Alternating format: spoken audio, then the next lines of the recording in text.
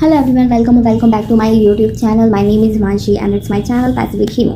So let's talk real about NEET 2026 examination. It was my second attempt. I have seen lot of videos on YouTube, on Insta that people are saying that NEET examination was hard. Some are saying it was easy, some are saying it was lengthy, some were saying it was calculative. But I don't know either what to say. So first of all, let me be clear with you all that I haven't prepared well for my exam. Till 30 April 2026, I was struggling to complete my syllabus. I don't know how many of you can relate with me, but yeah, it was my reality. I am giving a real experience, a real, very much real.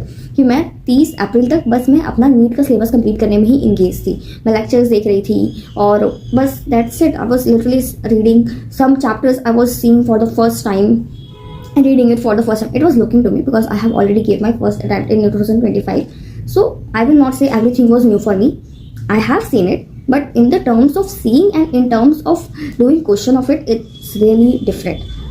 तो yes, तो मेरी preparation बहुत अच्छी नहीं थी, but फिर भी मैं बोल सकती हूँ कि मैंने पूरे साल सिर्फ और सिर्फ बायो ही पढ़ा है.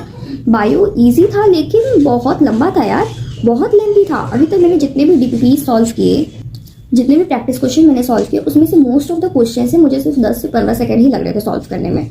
लेकिन I am not glorifying being a failure, being a average student, but it's my reality. I have earlier mention that I am going to give a real talk about my experience.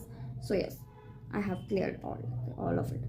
तो हाँ, मैं कहाँ पे थी, मैं बोल रही थी कि जब मैंने डीपीपी सॉल्व किया था, मैंने पूरे साल सिर्फ और सिर्फ बायो ही पढ़ा हुआ है. तो मैंने जब डीपीपी सॉल्व किया, मैंने जब स्टेटमेंट बेस्ड क्वेश्चन सॉल्व किए, असोसिएशन टाइप्स क्वेश्चन सॉल्व किए, डायग्राम बेस्ड क्वेश्चन सॉल्व किए, तो वो सब क्वेश्चन भी तो थे. लेकिन देखो, सबको करने में ना बहुत कम टाइम लगा था मुझे पूरे साल में. तो अराउंड 10 to 15 सेकंड में मैं सारे क्वेश्चन कर लेती थी. तो वाज लाइक कि I would get a good time for my physics and chemistry in examination. I have mind set like that. But फिर उसके बाद जब मैंने बायो देखा नीट एग्जामिनेशन में, नीट 2026 में जब मैंने बायो देखा, मेरे पास पेपर आया, आई वाज लाइक कि ठीक है चलो करते हैं. ईजी लग रहा था सब कुछ पहली बार में देखने में, बायो देखने में तो ईजी लग रहा था. लेकिन जब करना स्टार्ट किया, करते करते भाई 1.5 आवर्स सिर्फ और सिर्फ मेरे नीट बायो में ही चले गए. आई वाज लाइक कि ओ शिट, यार मैंने क्या किया. मतलब 1.5 घंटा सिर्फ मेरा बायो में ही जा रहा है. तो मेरे पास केमिस्ट्री और फिजिक्स के निकले तो अब कुछ बचा ही नहीं है. तो और तभी मेरे पास कुछ क्वेश्चंस बचे हुए थे बायो के, बट स्टिल मैंने कुछ क्वेश्चंस कर लिए थे बिकॉज. और बायो इजी था, मैं ये नहीं बोलूँगी कि बायो टफ था. बायो इजी था, लेकिन बायो ना बहुत लेंथी कर दिया गया था मेरे हिसाब से.